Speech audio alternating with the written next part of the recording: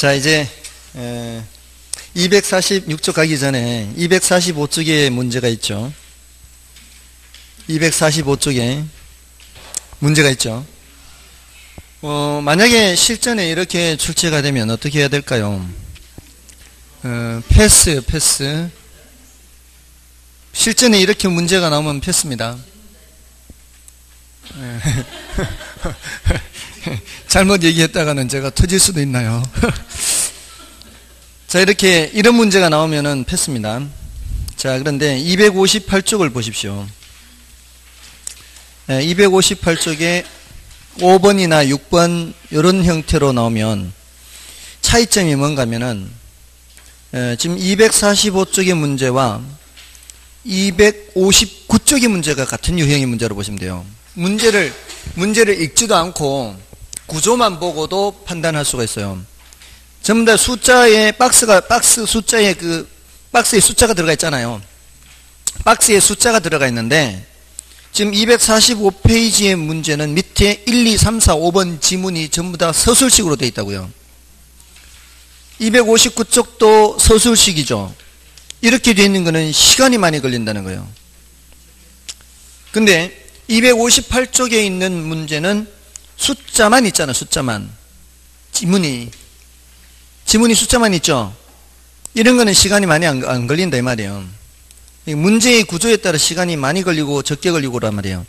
그럼 276쪽, 277쪽도 있단 말이에요. 276쪽의 문제는 시간이 많이 걸리는 거예요? 그렇지 않은 거예요? 276쪽의 문제는 시간이 많이 걸려요? 그렇지 않아요? 이건 많이 안 걸려요. 277쪽은 이건 좀 걸린다 이 말이에요. 각각을 계산해야 되잖아요. 뭔 뜻인지 아시겠죠? 그러니까 넘어가시면 이제 278쪽도 문제 있죠. 278쪽도 8번, 9번 이런 식으로 지문이 딱 숫자가 한 개 숫자로만 돼 있잖아요.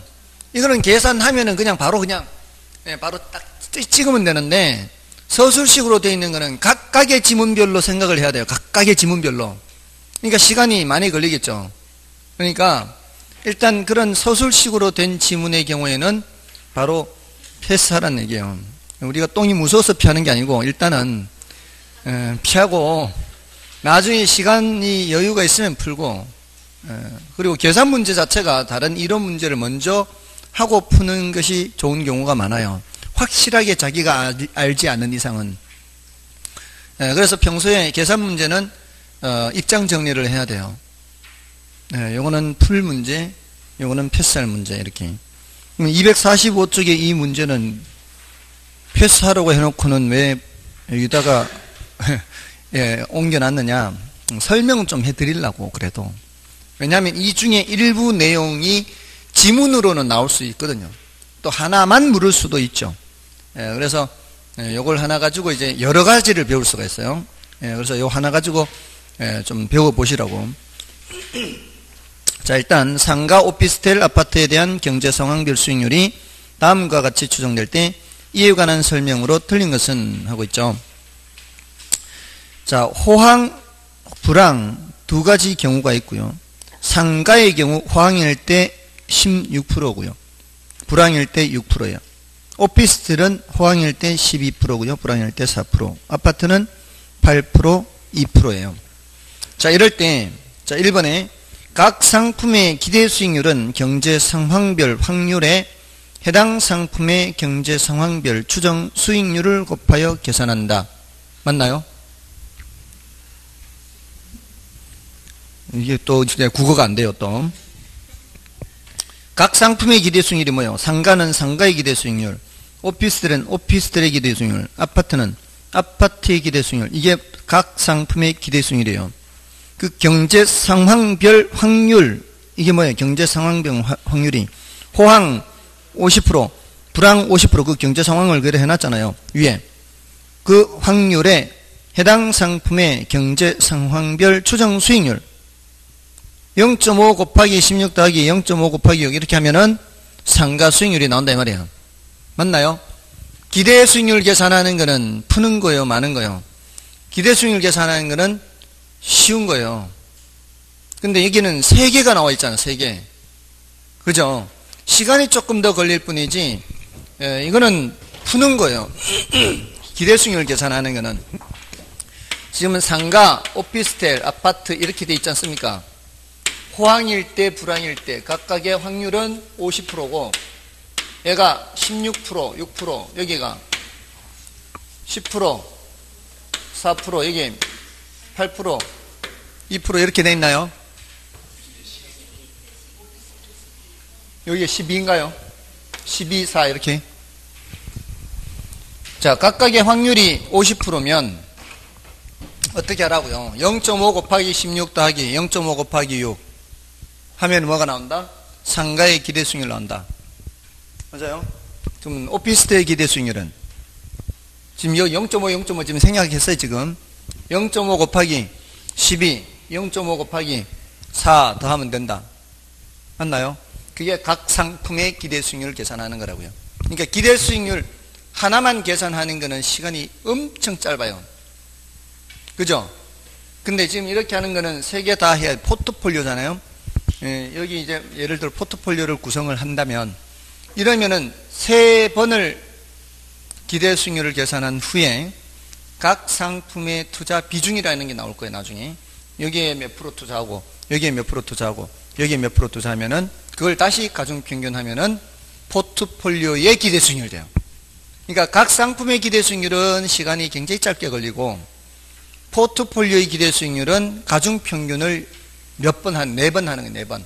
그러니까 시간이 조금 더 걸리지 계산하는 과정이 난이도가 높지는 않아요. 그렇잖아요. 그렇게 해서 포트폴리오 기대 수익률까지는 계산을 하는 것이 좋아요. 숙달을 시키는 게 좋아요. 왜냐하면 그건 어려운 게 아니니까. 뭐 복잡한 어떤 과정을 거치는 것이 아니니까. 됐나요? 거기에다가 확률을 50% 준 거는 출제위원들이 정말 착한 사람들이에요. 확률이 반반일 때는 꼭 이렇게 0.5를 곱해서 더할 필요가 없이 2개를 더해서 2로 나누어도 돼요. 확률이 반반일 때는 2개를 더해서 2로 나누면 11이 되겠죠. 생각은 좀 하고 계시죠, 지금? 12, 4 하면은 8, 8과 2 하면 자, 요렇게. 요게 바로 각 상품의 기대 수익률이라고요. 요렇게 한 거나 0.5를 곱해서 더한 거나 똑같다고요. 확률이 어떠할 때만, 반반일 때만. 그러니까 확률이 반반일 때는 굉장히 쉬워요. 그냥 2개 더해서 2로 나누면 바로바로 그냥 나오니까. 그러니까 출제위원들이 50% 준 거는 정말 이게 수험생들을 배려한 거예요. 자, 그래서 1번은 맞고 2번은 자, 기대 수익률은 누가 제일 높아요? 상가가 가장 높고 그 다음은 오피스텔, 그 다음 아파트. 맞죠? 자, 그래서 저 계산을 각각 하고 이게 지문마다 신경을 써야 되니까 이게 시간이 많이 걸린다고요. 그 다음에 3번. 요거는 그냥 문장으로도 알 수 있죠. 이거 계산 안 해도 관계없죠. 투자 위험은 추정 수익률의 분포, 즉 분선이나 표준 편차로 측정할 수 있다. 맞잖아요. 이거는 그냥 이제 문장으로 떼놔도 얼마든지 알 수가 있어야 되겠죠. 다음에 4번에 투자 위험은 아파트가 가장 낮고 다음은 오피스텔이며 상가가 가장 높다. 맞나요? 위험이 높은지 낮은지를 알려면 뭘 계산해야 돼요? 표준 편차를 하지. 위험이 더 큰지 작은지를 알려면 뭘 계산해야 된다고요? 표준 편차를 계산해야 되잖아요. 또는 분산을 해야 되죠. 근데 제가 표준 편차나 분산 나오면 푸라 그랬어요, 마라 그랬어요? 이건 패스하라 그랬잖아요. 근데 예외가 딱 한 가지가 있어요. 예외. 표준 편차를 계산하는 예외. 딱 반반일 때예요. 확률이 반반일 때는 이 떨어진 거리가 바로 표준 편차예요. 떨어진 거리, 이쪽으로든 이쪽으로든 얼마 떨어져 있어요? 똑같이 떨어져 있겠죠. 왜? 한 가운데니까. 2개 더해서 일어나는 한 가운데니까. 여기는 표준 편차가 몇이란 얘기예요? 여기는 이게 표준 편차예요. 확률이 반반일 때는 출제위원이 굉장히 배려해 준 거라니까요. 위험도 쉽게 알 수 있게 이렇게 출제를 했다 이 뜻이에요. 그럼 누가 제일 위험하다고요? 상가, 다음에 오피스텔, 다음에 아파트, 이렇게 위험의 순서가 나오는 거예요. 됐나요? 자, 그러니까 4번까지 다 맞는 말이고요. 자, 그러면 상가와 아파트. 자, 노란 숫자를 보세요. 상가와 아파트. 자, 이렇게 조금 전에 평균 분산 결정법에서 자, 요거 수익률이 더 커지면서 위험도 더 커지고 있죠. 이러면 누가 누구를 지배한다 얘기할 수 있다 없다? 누가 누구를 지배한다 얘기할 수 없다. 이게 바로 뭐였어요? 조금 전에 했던 평균 분산 오류란 말이에요. 평균 분산 오류. 맞잖아요. 수익이 커지면서 위험도 커지고 있죠. 이러면 누가 누구를 지배한다 할 수가 없잖아요. 이게 뭐라고요? 평균 분산 오류 지금 공부한 거라고요. 그래서 지금 그 파트에 지금 이 문제가 들어가 있는 거예요. 예, 그래서 5번이 틀렸죠. 상가가 아파트를 지배한다라고 할 수가 없다란 말이에요. 자, 그 해설도 있으니까 참고하시고요. 자, 이제 포트폴리오로 넘어갑니다. 자, 이 포트폴리오는 분산 투자인데 대체로 출제가 세무더기로 출제가 돼요. 세무더기. 그러니까 크게 세 수로 나누어서 정리를 하시면 돼요. 원래 이제 전통적인 자산 3분법도 있어요. 전통적인 자산 3분법은 주식, 부동산, 예금 적당히 세 수로 나누라 이거예요. 적당히. 근데 포트폴리오 이론은 정확하게 몇 프로까지 얘기를 해줘요. 주식의 몇 프로, 부동산의 몇 프로, 예금의 몇 프로, 이것까지 얘기해 주는 게 포트폴리오 이론이에요. 자, 그렇게 이제 분산 투자는 분산 투자인데, 분산 투자를 통해서 뭐를 줄이려고 하는 거예요? 위험을 줄이려고 하는 거죠. 근데 애석하게도 모든 위험을 줄일 수 있는 게 아니고, 줄일 수 없는 위험도 있다는 거예요. 그래서 체계적 위험, 비체계적 위험 하면은 어떤 위험은 줄일 수 없다? 체계적 위험은 줄일 수가 없다는 거예요. 모든 투자 안에 공통으로 미치는 위험이 체계적 위험. 이거는 줄일 수가 없고 어떤 위험을 줄인다는 거예요. 줄인다고 할 때 비체계적 위험을 줄이는 거고 대상이 되는 건 요놈이요.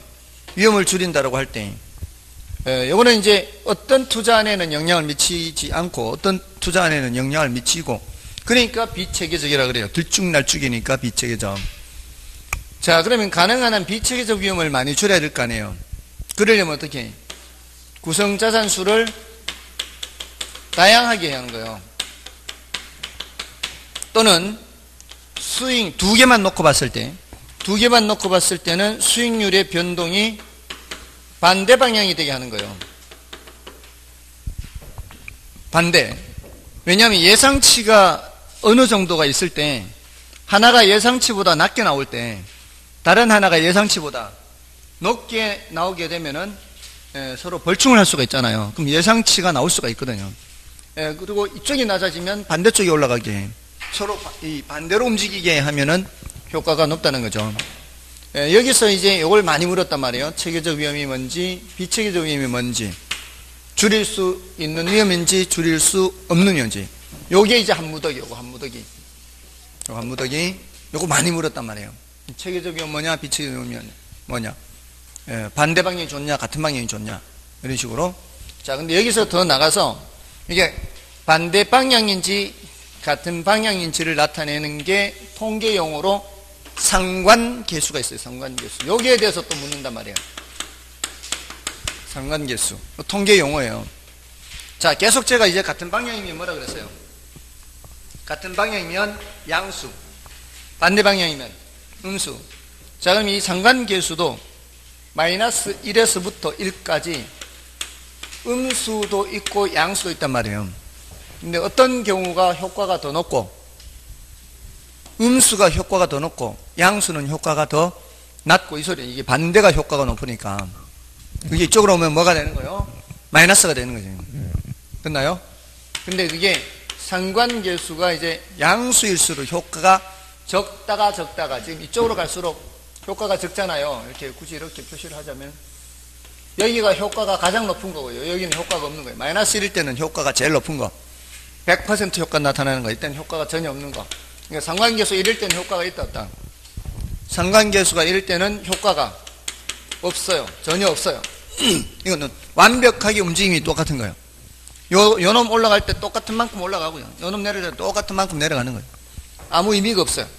그럼 상관계수가 1만 아니면 조금이라도 효과가 있다 없다? 있다는 거예요. 그래서 상관계수 1보다 작고 마이너스 1보다 크거나 같으면 효과가 있다. 그럼 상관계수가 마이너스 1일 때는 어떻게 해요? 효과가 가장 높죠. 효과가 가장 높다는 얘기는 비체계적 위험을 0까지 줄여요. 비체계적 위험 0까지. 완벽하게 줄일 수 있을 만큼 줄이는 거예요. 근데 이거는 수학적으로만 가능하고요. 현실적으로는 불가능해요. 현실적으로는 있을 수 없어요. 다음에 여기 이제 한 무더기예요. 요 한 무더기. 체계적 위험, 비체계적 위험 관련된 거 한 무더기. 상관계수 관련된 거 한 무더기. 됐나요? 여기서 조심해야 되는 것은 상관계수가 0일 때 효과가 있다 없다? 효과가 있다는 거죠. 지금 0이면 이 정도쯤 되면 상당히 효과가 높은 거예요. 현실적으로. 자, 여기 이해가 안 되면 어떤 방법도 있어요? 아니, 무조건 패스하는 게 아니고 일단 외워는 봐야지. 아니, 제가 너무 잘못 가르친 것 같다. 이해가 안 되면 그냥 일단 외워라도 보고, 외울 때 이제 자기 나름대로 합리화해서 외워요. 그냥 이게 반대 방향이면 좋겠구나. 그럼 좋다고 하더라. 그럼 반대는 마이너스니까 마이너스는 좋아. 이렇게 외우든가. 그래도 안 되면 할 수 없이 패스하는 거고.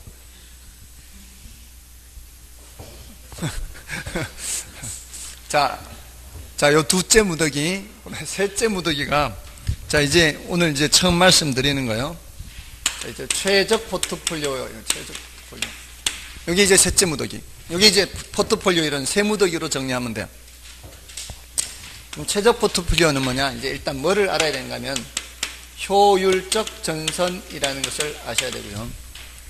무차별 곡선이라는 걸 알아야 되는데, 자, 이제 여기에다 이제 표시를 해 볼게요. 여기가 이제 위험이고요. 여기가 수익이에요. 포트폴리오라는 게 뭐겠어요? 뭐 이것도 섞고 저것도 섞고 섞는 거잖아요. 그러니까 A 주식, B 부동산, C 예금에 3대 3대 4로 섞어요. 내 갖고 있는 자산을 30% 넣고 30% 넣고 40% 넣고. 이것도 하나의 포트폴리오고, 주식에 30%밖에 안 넣잖아요. 어떤 사람은 A 주식, B 부동산, C 예금에 80%, 10%, 10%. 이것도 하나의 뭐예요? 포트폴리오예요. 각각의, 뭐 A 주식만 있는 게 아니고, 뭐 D 주식도 있고, 뭐 여러 가지 자산이 있을 거 아니에요. 거기에다가 이렇게도 저렇게도 섞어보는 거예요. 자, 그랬을 때 각각의 표준 편차, 그리고 가중 평균 구할 수 있어요. 포트폴리오의 표준 편차나 포트폴리오의 기대 수익률도 계산할 수가 있어요. 그러니까 여러분 보고 계산하란 말 안 할 테니까 할 수는 있거든요. 자, 그렇게 계산을 했을 때 1%짜리를 다 모아봐요. 위험이 1%짜리 포트폴리오를 이렇게 모아본다고요. 자, 그 중에는 수익률이 낮은 것도 있을 거고 수익률이 높은 것도 있을 거 아니에요. 여러 가지 섞으니까. 같은 위험 1% 중에서 수익률을 이제 순서대로 나열을 하는 거예요. 크기 순서대로. 이게 마냥 올라가진 않겠죠. 언젠가는 멈출 거 아니에요. 수익률 위험이 1%짜리 중에서 제일 높은 게 여기 표시가 되겠죠. 그러면은 위험이 2%짜리도 이런 식으로 모을 수 있겠죠. 위험이 2%짜리만 다 따로 모아서 또 점을 찍어요. 이렇게. 그러면 이거보다는 더 올라가지 않겠습니까? 위험이 커진 만큼 수익도 높아지지 않겠어요? 맞죠? 그러면 위험이 더 커지면 어떻게 해요? 수익률도 더 올라가겠죠? 그죠?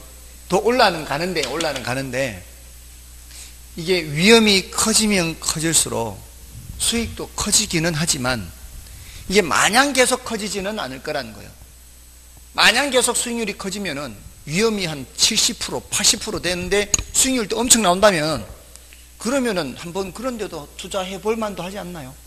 어차피 인생 한 방인데 위험이 커진다고 수익률도 마냥 커지면은 한 방 던져보는 거지. 근데 그렇게 만만치가 않잖아요. 위험이 커진다고 해서 수익이 마냥 계속 빠른 속도로 올라가는 게 아니라 나중 되면은 드디어 이제 일정한 한계에 다다른 거예요. 이렇게 이런 식으로. 그러니까 조금씩은 커지죠.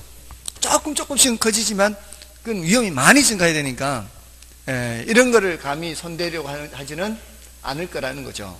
그래서 지금 이 주어진 위험하에서 수익률이 가장 높은 이런 포트폴리오를 효율적 포트폴리오라 그래요. 얘네들 중에서는 누가 제일 좋은 놈이에요? 요 놈이죠. 요 놈이 밑에 있는 놈들 지배하는 거예요. 똑같은 위험인데 수익이 제일 높은 거니까. 아까 평균 분산 지배 원리 맞나요? 그래서 이제 포트폴리오 하기 전에 평균 분산 지배 원리 먼저 한 거예요. 요 놈은 뭐를 지배하는 거예요? 요 밑에 있는 놈 지배하는 거죠. 맞나요? 요것도 효율적 포트폴리오. 요 놈은 요건 지배하죠. 효율적 포트폴리오. 요런 효율적 포트폴리오를 연결한 선을 효율적 전선 이렇게 얘기해요. 또는 효율적 프론티어 그래요.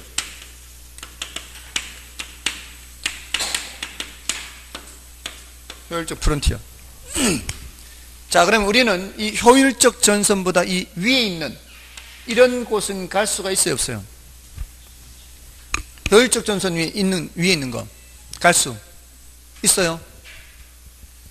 좀 전에 이거보다 더 높은 수익이 있다 그랬어요, 없다 그랬어요? 이거보다 더 높은 수익은 없다고요. 이거보다 더 높은 수익을 구할 수는 없다고요. 그러면 여기까지 올라갔어야지 이게. 뭔 말인지 아시겠어요? 주어진 위험하에서는 이거보다 더 높은 수익이 있어요, 없어요? 없어요. 구할 수가 없어요. 아무리 섞어도 이렇게도 섞고 저렇게도 섞어도 이거보다 더 높은 수익은 얻을 수 없어요. 이 위험에서는. 다른 위험에서는 있어요, 없어요? 다른 위험에서는 되지. 요거보다 위험을 더 부담하면 이 말이에요. 더 부담하면 수익을 더 얻을 수 있는 거죠. 뭔 뜻인지 아시겠죠? 위험을 더 부담하면 더 얻을 수 있어요, 수익을. 근데 주어진 위험하에서는 이거보다 더 높은 수익이 있어요, 없어요? 없다고요. 그러니까 이 효율적 전선 바깥 영역은 갈 수 있는 곳이다, 못 가는 곳이다. 못 가는 곳이에요. 좀 이 안쪽만 가능하다는 얘기예요. 됐나요? 그러니까 이런 표현 쓰는 거예요. 효율적 전선. 이 전선 바깥은 못 가는 곳이에요. 됐죠? 맞아요, 아니에요? 효율적 전선 바깥은 못 가는 곳입니다. 자, 그러면 이 효율적 전선은 여러분한테 제시되는 것과 저한테 제시되는 것이 같을까요? 서로 다를까요? 여러분한테 제시되는 효율적 전선과 저한테 제시되는 효율적 전선이 같은 거예요, 다른 거예요? 여러분이 A 주식 B 부동산 C 예금에 1대 1대 8로 섞은 거하고 제가 A 주식 B 부동산 C 예금에 1대 1대 8로 섞은 거하고 수익률이 같게 나올까요? 다르게 나올까요? 그렇게 해서 다 한 거 이게. 이렇게도 섞어보고 저렇게도 섞어본다 그랬잖아요. 다 아까 그랬잖아요. 이게 어떻게든 섞어본다 그랬잖아요. 근데 어떻게든 섞어보는데 그게 여러분이 섞을 때 하고 제가 섞을 때 다른 값이 나오겠어요? 같은 값이 나오겠어요? 그거하고 똑같은 거죠. 여러분이 이렇게 해가지고 제일 높은 거, 이 위험에 제일 높은 거 찾았다면 저도 그렇게 해봤자 이거 찾을 거 아니에요. 시장에 있는 아무리 그런 많은 저걸 이렇게도 섞고 저렇게도 섞었을 때 이거는 객관적이라는 거예요. 시장에 투자안들이 있다면 여러분이 거기 투자했을 때나 제가 투자했을 때나 똑같은 결과가 나올 거니까 뭔지 아시겠죠? 이거는 시장의 객관적인 상태예요. 어느 누구도 이 바깥을 갈 수는 없어요. 이 안쪽에 있는 거는 할 수 있어도. 됐죠? 안 돼도 그냥 지나갈게요. 자, 이제 똑같은 여기 이제 위험이고요. 여기는 수익이에요. 자, 여기 1%의 위험과 1%의 수익이 있는 요 점이 있어요. 요 점을 이제 여러분들한테 질문하는 겁니다. 자, 이제는 사람마다 달리 대답할 수 있어요. 요거 점수 몇 점 주시겠어요? 0에서부터 100점까지 매기라고 한다면, 자, 위험이 작기는 작은데 수익률도 너무 작아. 1%밖에 안 돼. 나 이거 10점밖에 안 줄랍니다. 어떤 사람은 20점 주겠습니다 라고 할 수도 있겠죠. 자, 근데 10점 주겠습니다 라고 대답한 사람한테만 먼저 계속 질문할게요. 10점 주겠습니다 라고 한 사람한테 요 위에 있는 점을 주면서 몇 점 주시겠어요? 하면은 10점보다는 더 높게 주지 않겠어요? 위험은 같은데 수익이 더 얹어지니까. 그럼 요 오른쪽에 있는 점을 주면서 몇 점 주실래요? 하면은 10점보다는 많이 적게 주겠죠. 똑같은 수익인데 위험이 커지니까. 지금 이 수익이 이쪽, 이 수익은 똑같은 거 1%, 위험이 더 큰 거니까.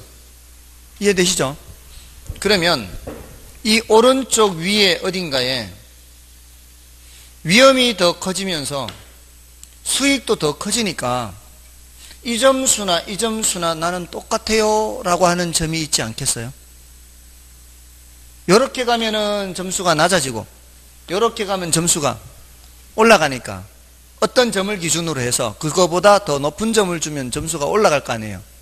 그럼 여기에 낮아진 만큼 여기 올라가는 그 높이만큼을 올라가면은 지금 이렇게 나타낸 요 두 점은 점수가 어떠할 수 있어요? 같을 수가 있겠죠. 자, 그런 점을 하나 찾았다면 다시 오른쪽으로 똑같은 길이만큼 가요.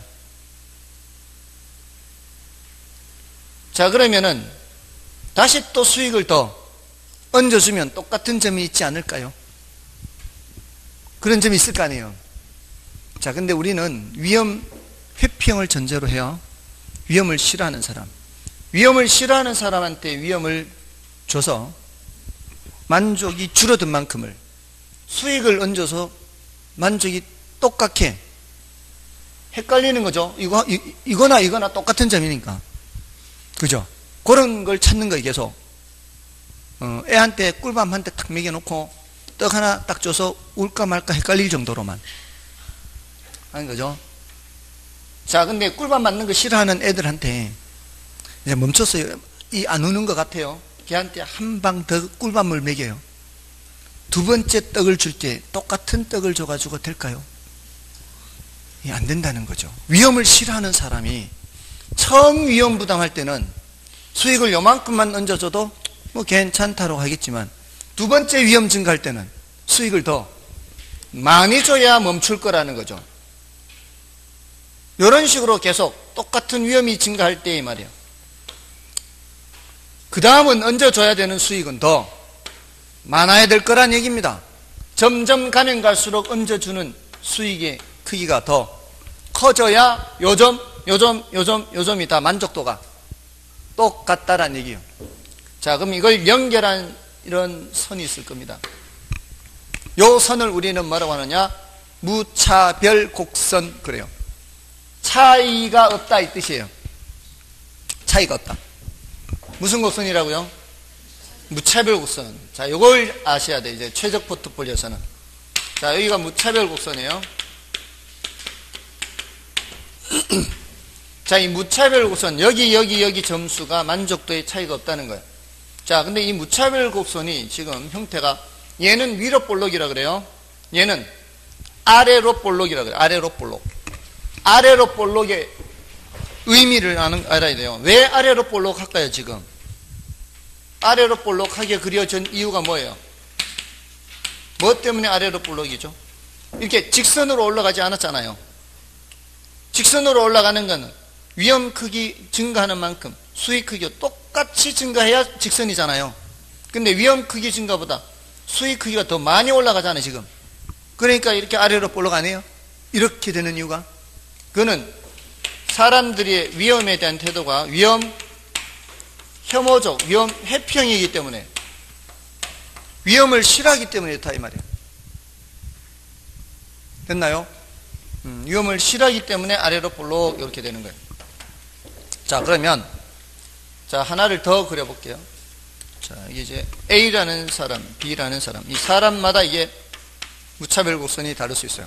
이거는 사람들의 주관적인 상태예요. 왜냐하면은 사람들마다 대답하는 게 다를 수 있으니까. 요거는 객관적인 상태라 해도 요건 주관적인, 사람마다 달라요. 자, 여기서 똑같은 점에서 출발해 볼게요. 자, A라는 사람은 이만큼의 위험이 증가할 때 이만큼의 수익을 얹어줘야 나는 똑같다라고 생각하는 사람. B라는 사람은 요만큼의 위험 증가에 대해서 수익을 요만큼만 얹어줘도 나는 똑같습니다 라고 대답하는 사람이에요. 누가 더 위험을 싫어하는 사람일까요? A가 위험을 더 싫어하는 사람입니다. 그죠? 그럼 B는 위험 혐오형일까요? 위험 혐오형이 아닐까요? 예? 위험 혐오형이 아닐 것 같죠? 위험 혐오형이에요. 애석하게도. 지금 방금 여기 뭐라고 돼 있어요? 이거 아래로 볼록이에요? 위로 볼록이에요? 아래로 볼록 써놨잖아요, 지금. 아래로 볼록은 다 위험 혐오형이라고요. 위험 혐오형인데 이 사람들을 또 나눠서 보수적 투자자와 공격적 투자자 이렇게 나눈다고요. 이랬을 때 둘 다 위험 혐오형인데 위험 혐오형 중에서 노란 거는 뭐라고요? 공격적. 위험 혐오형, 위험 혐오형. 위험 혐오형 중에서도 좀 더 공격적인 사람이 있고 좀 더 보수적인 사람이 있다 이 말이에요. 위험을 더 싫어할수록 더 가팔라요, 완만해요? 위험을 싫어할수록 더 가파른 거죠. 위험을 싫어할수록 더 가파른 거예요. 됐나요? 자, 그래서 다시 256쪽에 1번을 가보시면 256쪽 1번에 3번. 자, 이 3번 좀 보세요. 3번에 투자자가 위험을 회피할수록 했죠. 뭐죠? 위험을 싫어할수록 위험과 기대 수익률의 관계를 나타낸 투자자의 무차별 곡선의 기울기는 완만해진다, 가팔라진다? 가팔라진다 이 말이에요. 가팔라진다. 이렇게 출제한단 말이에요. 땅 꺼지겠어요. 자, 그런데 지금 이거는 이 더 가파르다, 완만하다는 뭘 전제로 하고 질문을 하는 거예요? 이 아래로 볼록 위험 혐오형을 전제로 한 거죠.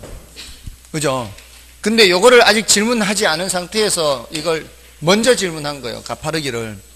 순서가 이거의 의미를 먼저 묻는 것이라고 생각해요, 저는. 이렇게 하고 나서 이게 들어가는데 요거는 아직 질문 안 했다고요. 아래로 볼록의 의미. 이게 뭐다? 위험 혐오형이다. 가파르기를 먼저 물었다고요. 보수적인 사람, 공격적인 사람. 됐나요? 자, 그럼 이제 효율적 전선, 효율적 프론트 공부했고 무차별 곡선 했죠. 그럼 남은 게 뭐예요? 최적 포트폴리오, 최적 포트폴리오.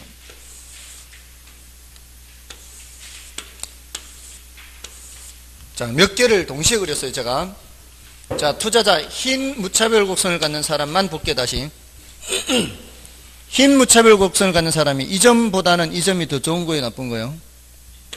더 좋은 거죠. 이거보다는 이게 더 좋은 거죠. 점수가 더 높아요. 근데 요렇게 같은 점수인 것처럼 요렇게 같은 점수죠. 요렇게 같은 점수예요. 그럼 투자자 입장에서는 가능한 한 더 위에 있는 걸 선택하는 게 좋겠죠. 자, 그러면은 이 세 개 흰 무차별 곡선 중에서 더 위에 있는 걸 선택하는 게 좋지 않겠어요? 근데 이 효율적 전선 바깥은 갈 수 있는 영역이야, 갈 수 없는 영역이야? 갈 수 없는 세상이라 이 말이에요. 자, 그러면은 갈 수 있는 범위에서 가장 만족이 높은 무차별 곡선은 어디예요? 이 효율적 전선과 무차별 곡선이 만나는 건 이것도 만나는 거거든요. 이것도 만나는 거예요. 여기도 만나요. 뭐라고 해야 될까요? 접하는 점이라고 해요. 접하는 점. 접하는 점. 교차 말고 접하는 점. 그냥 뽀뽀만 하는 정도. 아주 깊은 키스하면 안 되고 접점. 아시겠죠? 최적 포트폴리오가 여기다 이 말이에요. 최적 포트폴리오. 자, 그래서 이 최적 포트폴리오를 조사를 했더니만 A 주식, B 부동산, C 예금의 2대 3대 5로 섞는 거더라. 그러면 이제 뭐까지 알아낸 거예요? 배합 비율까지 알아낸 거죠. 최적, 아까 그랬잖아요. 이렇게도 섞어보고 저렇게도 섞어본다 그랬잖아요. 근데 요 점을 찾아서 확인했더니 2대 3대 5로 A 주식, B 부동산, C 예금에 분산 투자했더라. 그래서 포트폴리오 이론은 전통적인 자산 3분법과는 달리 정확하게 자산 배합 비율까지도 제시를 하는 이론이다 이 말이에요. 전통적인 자산 3분법은 그냥 적당히 주식, 부동산, 예금에 투자해라 이런 이론이에요. 됐나요? 자, 그러면 아까 보수적인 투자자는 더 어떻다 그랬어요? 더 완만하다 그랬죠? 공격적인 투자자. 공격적인 투자자는 더 완만하다 그랬죠? 공격적인 투자자와 보수적인 투자자의 차이점이 뭐겠어요? 이 사람은 좀 더 위험하더라도 수익률이 높은 걸 선택하는 사람이고, 이 사람은 수익률이 낮더라도 안전한 걸 선택하는 사람 아니에요. 그러니까 지금 이 왼쪽 아래보다는 이 오른쪽 위에서 접한다고요. 이 사람은 오른쪽 위에서 접하니까 이게 더 위험이 크면서 수익이 더 높은 걸 선택하는 사람이죠. 우리가 상식적으로 예상하는 그 결과가 이 도표에 나타난단 말이에요. 자, 그러니까 더 가파른 거 완만한 거를 암기하는 게 아니에요. 암기하지 말고 효율적 전선과 무차별성을 그려만 보라고요. 그려만 보면은 공격적인 사람은 어디에 그려질 수밖에 없어요? 오른쪽 위에 접하도록 그려져야 되잖아요. 보수적인 사람은 왼쪽 아래에 접해야 되죠. 왼쪽 아래에 접하게 그리려면은 가파르게 그릴 수밖에 없고, 오른쪽 위에 접하게 그리려면은 완만하게 그릴 수밖에 없잖아요. 이게 외우는 게 아니다 이 말이에요. 공격적인 사람은 가파를 수밖에 없는 거예요. 여기 여기 접하게 하려면은 완만하게 그릴 수밖에 없다고요. 맞나요? 공격적인 사람은 완만하게 될 수밖에 없다고요. 사람이 그럴 수도 있는 거지. 오표시 무해의 원칙. 제가 표시를 잘못해도 여러분들이 그렇다고 알아들으면 그게 오표시 무해의 원칙이죠. 아니에요? 제가 홍콩 달러로 써도 미국 달러라고 얘기하는 것처럼 해서 여러분들이 미국 달러로 얘기 들으면 그건 맞죠? 자, 아무튼 이게 최적 포트폴리오예요. 그래서 이렇게 최적 포트폴리오까지 됐나요? 시간이 왜 이렇게 잘 가는데? 자, 그래서 우리 교재 보실 때 그 248쪽까지 249쪽 위에까지가 이제 체계적 위험, 비체계적 위험 그 한 무더기 내용이고요. 246쪽부터 시작해서 그다음에 249쪽에 괄호 5번의 상관계수 한 무더기고, 그다음에 250쪽에 최적 포트폴리오. 자, 여기서 효율적 전선과 무차별 구성 다 설명 다 드렸어요. 자, 이렇게 설명을 다 드렸으니까 여러분들이 확인만 하시면 됩니다. 됐죠? 자, 넘어가셔서 최적 포트폴리오도 마찬가지예요. 최적 포트폴리오. 자, 좀 쉴까요? 예.